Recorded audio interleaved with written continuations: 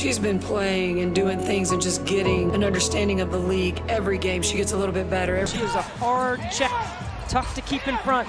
Clark, step back, hits a three. Picture this, a rookie steps onto the court and suddenly seasoned coaches are scratching their heads. That's exactly what happened when Caitlin Clark showed up and showed out with a triple-double that's got everyone talking.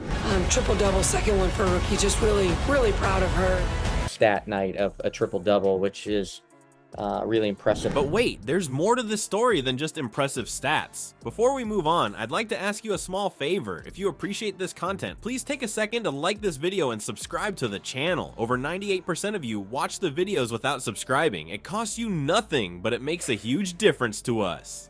So, did you click the subscribe button? Great. Thank you so much.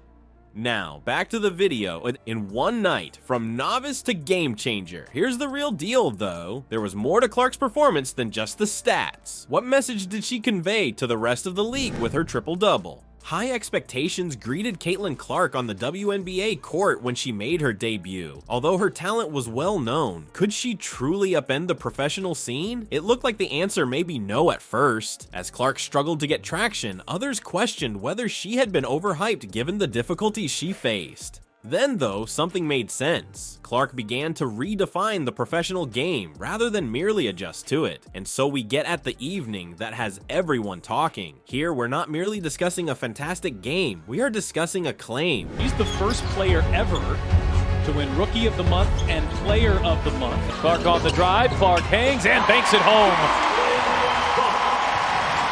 And she's making sure she's, she's finding those open players. She had some amazing assists tonight. Even though you may believe you understand what a triple-double looks like, Clark's performance was unmatched. 10 assists, 10 rebounds, and 24 points. Those are more than just statistics on a page. To the entire league, they are a message. The truth is that Clark did not ignite the game. She encountered early difficulties of the kind that would break most inexperienced people, but she adjusted rather than folded. Even when her shot wasn't falling, she still managed to make a contribution, and as the game progressed, she did more than merely improve. She assumed command. What's so special about this triple-double? It goes beyond personal accomplishments. It's about how her team as a whole was elevated by Clark's performance. Not only did she score, but she also gave her teammates opportunities. Not only did she help, but she also managed the game's progression. Additionally, she was there to fight for every loose ball when her team needed rebounds. There was more to this performance than met the eye. It was a portent of future events. Clark demonstrated that she is here to lead, not just to have fun, and the WNBA is humming because of that. Okay, but it's just one game, right? Maybe on your mind, false. This triple-double marks a sea change. This is the instance where Clark demonstrated that she belongs not only in the league, but also at its top. She's demonstrating her ability to have an impact on the game in ways that even seasoned players find difficult to equal.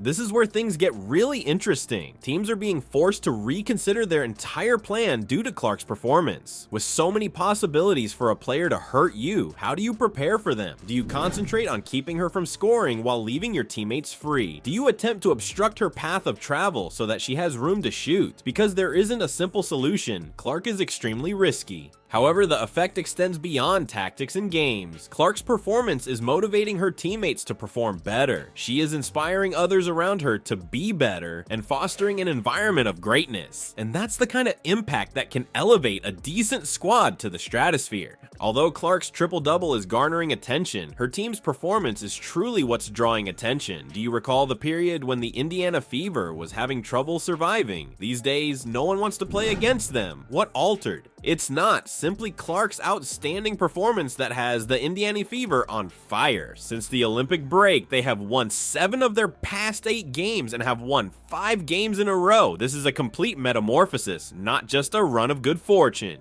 Let's take a little look back. Not very long ago, the Fever were in a difficult situation. Fans began to question whether they would ever see their squad recover as their playoff aspirations were in shambles. In the present day, the Fever are comfortably leading with an 18-16 record. Not only is that beneficial, but it represents a radical change from their previous situation. And the worst part is that it's not limited to the Clark program. She may have had an incredible triple-double, but have you seen what Aiyah Boston has been up to? In one game, we're talking about 24 points, 14 rebounds, and 4 assists. This is the kind of play that keeps opponents up at night.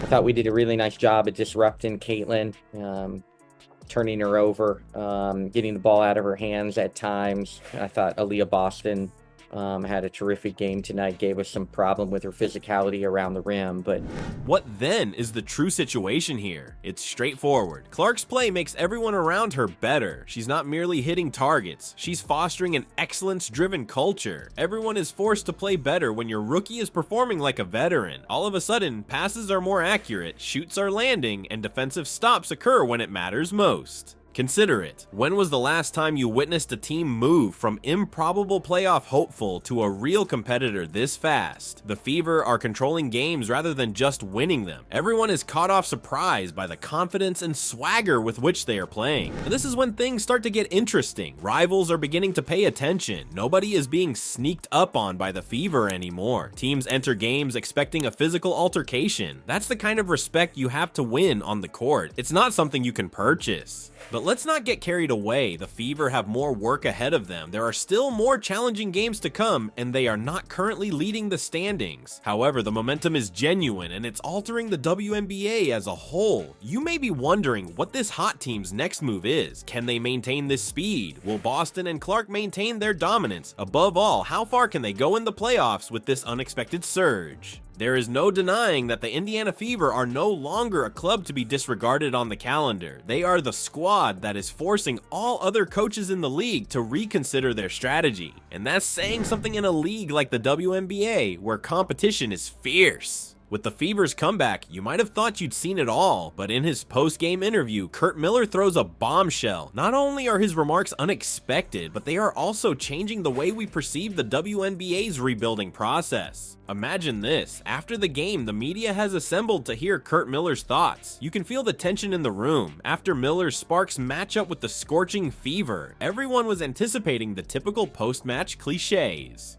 But nobody anticipates what happens next. Well, we're a little short. We missed 6 layups, I think, in the fourth quarter, but then we fouled. Had a tough possession after we got a first shot miss after that to maybe have another opportunity to go down and tie it. Miller seemed noticeably agitated at first. He expresses his dissatisfaction with his team's performance without holding back.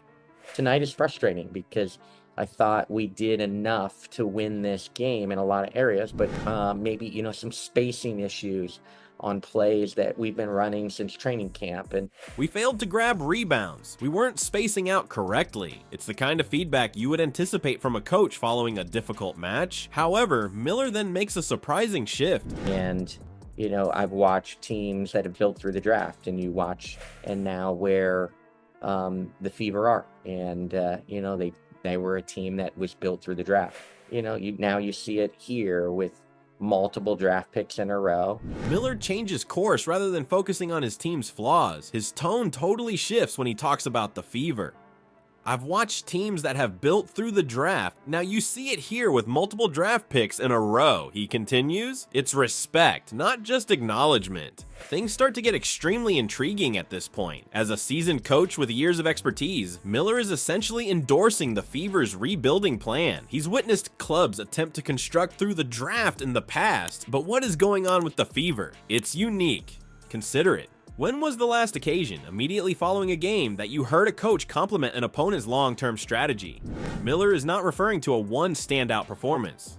He's recognizing a basic change in the way the Fever have assembled their team. But when you take the context into account, Miller's statements become much more significant. He's not just talking about any old squad either. It's the Fever, the same group that not too long ago was having trouble remaining relevant. And right now, coaches like Miller are being forced to reconsider their entire strategy as a result. Miller's statement extends beyond Clark's triple-double or the Fever's current winning run. He's hinting at something more significant, a shift in the WNBA's environment. It is an indication of something big when a coach like Mike Miller understands the value of rebuilding. The question, okay, but why is this such a big deal? Maybe on your mind, the WNBA is changing, and Miller's remarks reflect this. It's not as simple as one team becoming dominant at the ideal moment. It's about how young talent is fostered, how teams are constructed, and how fast a franchise can turn things around. That's her 41st. Clark stepping back on the baseline. And right now, teams are playing like that, including us. We are getting better, and certainly the Fever have improved. Clark with the hesitation. Clark gets inside and lays it in. Instead of turning it over, Indiana. The rest of the league ought to take note of Miller's remarks. The Fever are altering the game in addition to winning it. They've demonstrated that a squad can rise from a bottom dweller to a contender more quickly than anyone could have imagined with the correct draft selections and player development. This is where things become very interesting though. Who else can pull this off if the Fever can? Miller's remarks raise the possibility that the WNBA is about to enter a new era marked by quick turnarounds brought about by astute player development and draft selection. This is the kind of move that has the potential to increase the league's level of excitement and competition. What does this signify then for the WNBA's future? Miller's response suggests that there will be significant changes ahead. Teams may begin to value draft picks above all else. Potentially, developing players will be the new key to success in the WNBA. Most importantly, supporters may witness their underperforming teams improve faster than they ever imagined.